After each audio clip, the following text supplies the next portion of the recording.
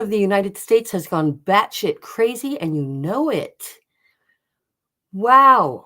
I'm Linda Kay Gifford. I am the author of Call It Assault, which is in the gathering endorsements phase right now with Steve Harrison's group, the largest publisher of self-help books in the world.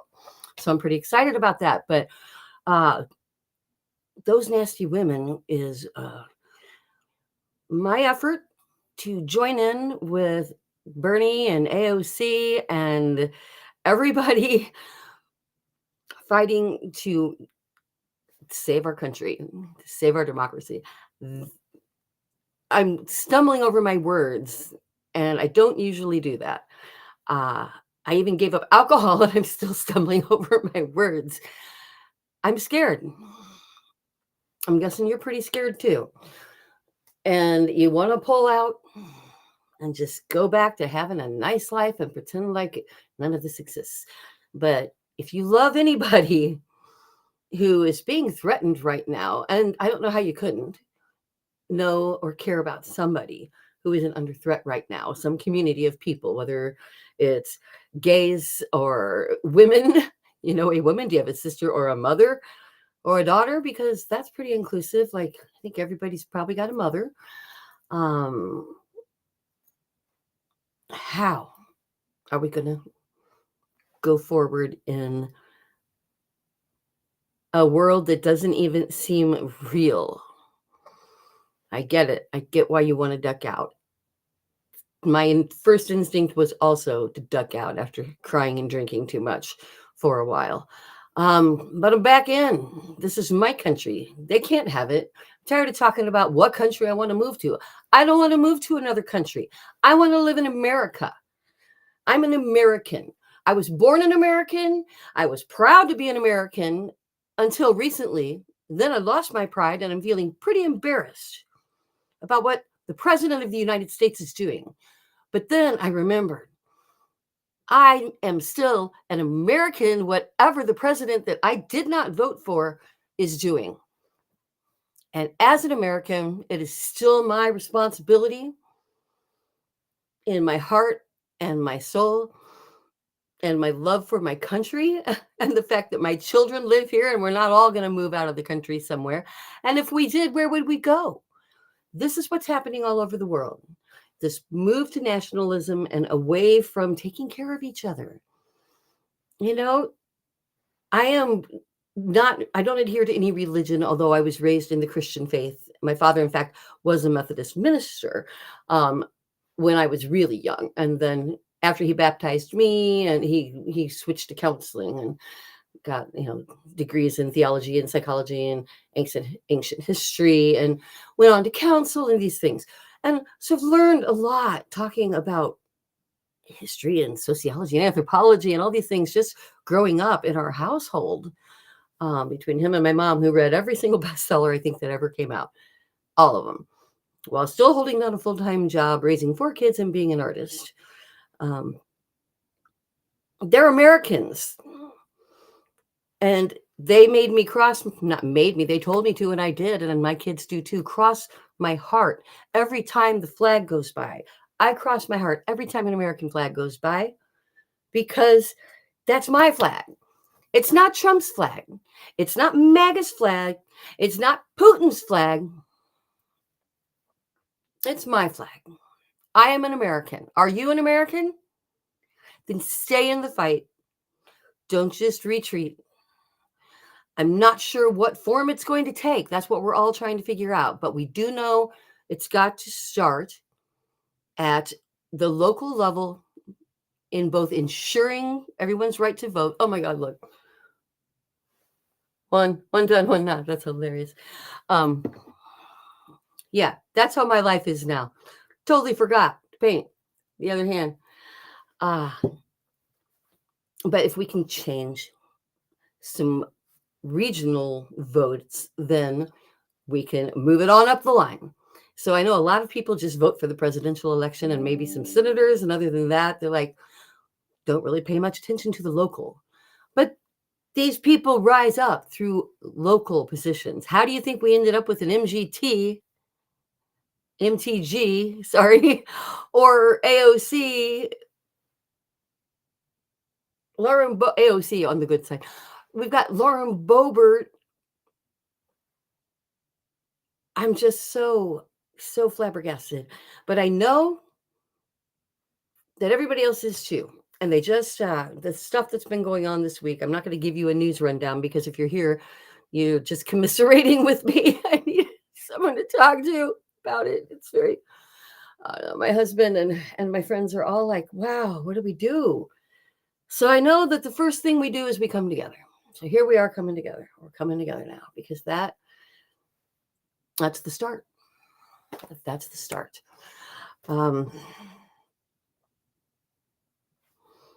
I have a picture of what I think Trump is actually trying to do. So I'm going to go profit on you now. Jokingly, of course. I'm going full profit on you. That's what I used to call it when I had an idea. I'm going full profit. I'm going to preach now. Don't you think that when Russia was in such a weak position for Trump and Elon Musk and the billionaire class and to pronounce them a world leader? I mean, even Trump, even Putin himself, there's a clip of him out there a few years back saying that they were not a major world power anymore and that people think of them that way, but that they're not. And he, at that time, said that they should never try to expand the boundaries of where they are now. You know, people remember, oh, yeah, Russia helped us in World War II. It's true. It doesn't change what's happened since the fall of the Soviet Union. Soviet Union. Oh my God. I'm going to start drinking it. See, it doesn't make any difference one way or the other. I hear that 200. Hang on, let me get this number straight.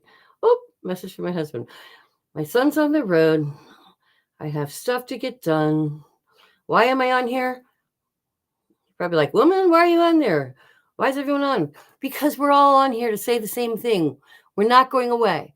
We're not going away. It may be boring, but you know what? I'm going to be back here next Thursday to say the same thing. We're not going away. And when there's something to announce, something to do, somewhere to be, we'll tell you, all of us. We're going to help each other to form a very strong community that's going back to the top to make sure voting jurisdictions are protected and improved, to get rid of this gerrymandered crap to get the white people to dominate the largely black area in the vote and this kind of crap. We've got to work towards End Citizens United, to where corporations can't vote like a person, and not vote, but donate money. That's where all this shit went wrong when we started allowing, when was it? Was it Reagan? Started allowing, or Bush, I can't remember, I have to look that up, but started allowing major corporations to donate buttloads of money, claiming that they were individuals. And now elections are bought by the media. And it's looking like senators are bought by the oligarchs and I'm hearing under threat. There's even threats against our congressmen and our senators. If your whole family, your whole world is under threat from millionaires and billionaires who can do it, who can ruin you through them and their contacts, what are you going to do? We all want to think that we'd make the noble choice, but I'm not sure everybody would or could. And even like the people in the GOP that I used to be still am furious with, for them to be saying things that are actually the voice of reason, at least in the particular room we're in now, in the crazy room. Like, why aren't we voting on things? They're trying to say things and they get squashed. Why can you just dismantle whole departments of the government? Even the GOP wants to know, but they're not having any luck stopping it.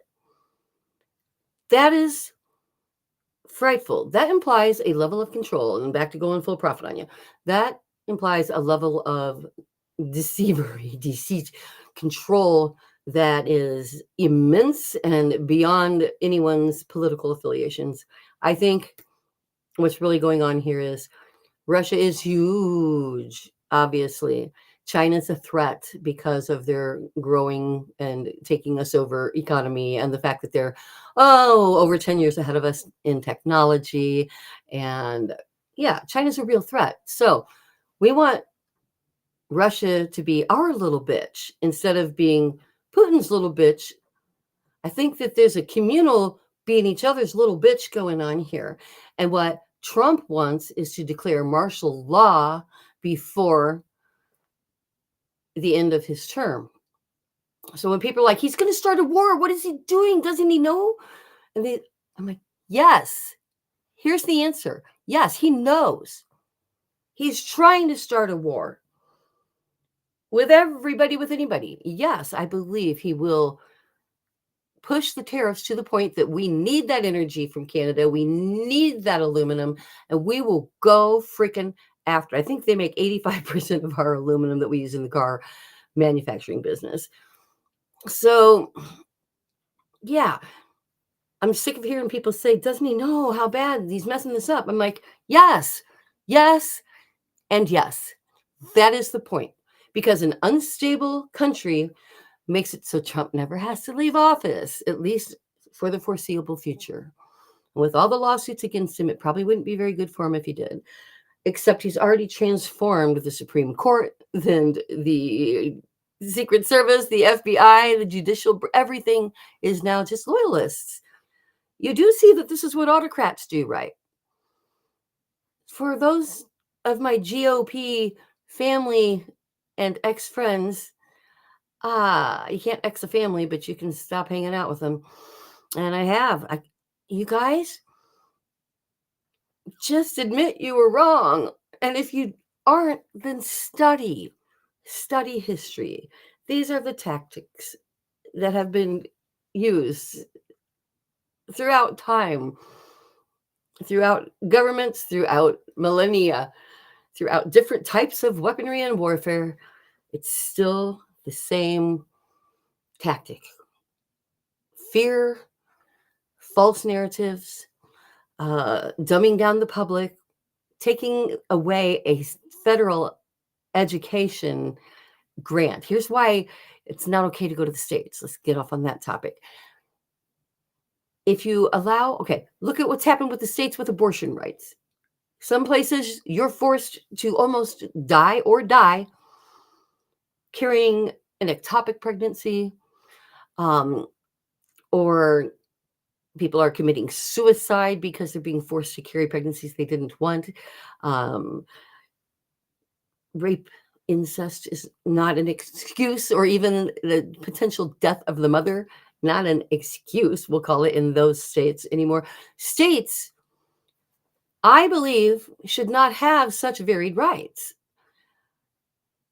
That's where the republic, we're not a democracy, we're a democratic republic, comes in. We're a collection of 50 states. And we are, and it's going to be the downfall of us. It's true, we are a collection of 50 states. And when Trump does whatever, puts a military presence in Canada and Mexico on the grounds that he's hunting down the terrorists. And if you haven't noticed, he's already talking about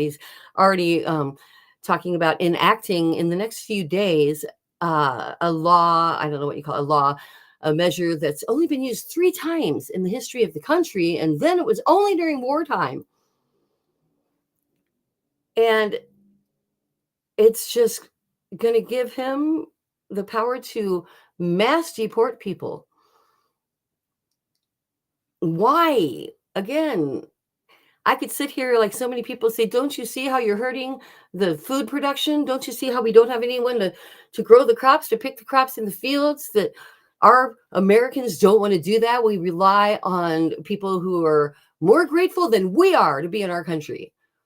We rely on people who don't get our tax money, who don't get the benefit of Social Security and healthcare, not that we get a benefit of healthcare, but even Medicaid, immigrants do the shit work for the longest hours for the least amount of money, and they want to be here. Where they come from is so bad that a lifestyle we won't even consider is better. And if you don't have a heart enough to find a way to make policies that allow for the farmers to get the crops picked and us to buy them after we get them to market so that we can add a reasonable price, if you're not going to do those things, then we need to get you the hell out of office. And we need to stop him from his evil plot that I truly believe, I'm laying it out there as what I believe is going to happen. He's trying to do. He's trying to get to the point he can declare martial law, and I'm certainly not the only person saying that. And by keeping Russia, getting them to be kind of friendly and a little more on our little bitchy side than us fearing them, then we're surrounding Europe. And both of these men, Donald J. Trump and Vladimir Putin, both of them have one thing in common, at least, and that is a grandiose delusions, a grandiose delusion that, and Elon Musk too, that they're going to change. They are beyond and above everybody else because of their brilliance and their timing and their placement, and that they have their money because they deserve it, and that it's okay to make peasants out of people, and it's okay to let people die, to cut off their aid because they're not our people. What do we care? Never mind about all the damage that we're doing in humanitarian aid. And don't believe it when Elon Musk laughs about, oh yeah, we cut off the Ebola research group and all that money. But we reinstated it. And he said there wasn't a break in service. Bullshit. There are doctors saying, actual doctors, actually in outbreaks saying, no, the help didn't come. The money hasn't come. The doctors haven't come. We can't get a handle on it. We can't report statistically what's going on, so we can't track it back into the country. And so vaccine denial and not testing for pandemic-style diseases, which are ever increasing and will be because of global warming, it's all so inhumane that it's criminal. It seems like a violent crime to me, not just a crime of selfishness anymore. It's a violent crime. So I'm just here and I'm going to wrap up. We've got to get the violent criminals out of the White House. We've got to get the traitors out of our country. We've got to get our voting system somehow secured and not run by tech geniuses that know things we don't. I hope that next week we haven't invaded somebody. I'll see you then. Until then, please start a $4.99 subscription to Sweet Survivor. It'll help, and I guess I will paint the other hand. Bye. Oh, also, I've never done this. When asked, and I often am, about what my makeup routine is, I don't wear makeup. I will wear color. I will wear pink lipstick, usually light, like by day if I'm going out, but red is for camera because people can lip read red better, and it goes well with the flag. I put on oil of Olay and I go. That's what I do. I wash my face, I put it on while my face is wet, and I go. And if it's a special occasion or a live stream, admit, yes, I use this, which is L'Oreal Lumi Glotion, and this stuff rocks. I have fair and I have the light glow, depending on what the lighting's going to be, or indoor, outdoor, whatever. And that's like this and some mascara, that's it, folks. Especially the older you get, I'm getting up there. And the more you do to your skin, the drier it gets. So why not just skip the makeup and the powder, wash your face several times a day, and just hit it up. It only takes a few drops. It lasts a long time. And it plumps the hyaluronic acid plumps up your skin and makes it stay that way. And if it starts to look dry and whatever again, instead of slapping more powder or whatever on it, splash your face. You can do this at the office, anywhere. I do it on the road, and then put on some more moisturizer, and your face is going to look great. And you can do both of these things without a mirror. That's a nice plus too. So, corporate sponsorships are a good thing, and I really use the stuff. So I will talk to you next Thursday, and hopefully before, if you come to Thrive in Spades and want to join the Zoom, if you want to be a co-host, message me. When the book comes out, and we're in the getting the endorsements phase now, the back to the top largest publisher of self-help books in the world is helping me get endorsements from celebrities for my book. So it's not, the book release is slowed down because he's like, why not put them on the book and not release it yet? And I'm like, yeah, why not? I'm in. So I will talk to you next week. Stay sane, go to rallies, be heard, stay in the game, study up, know who to vote for, and do that thing. Okay? Bye.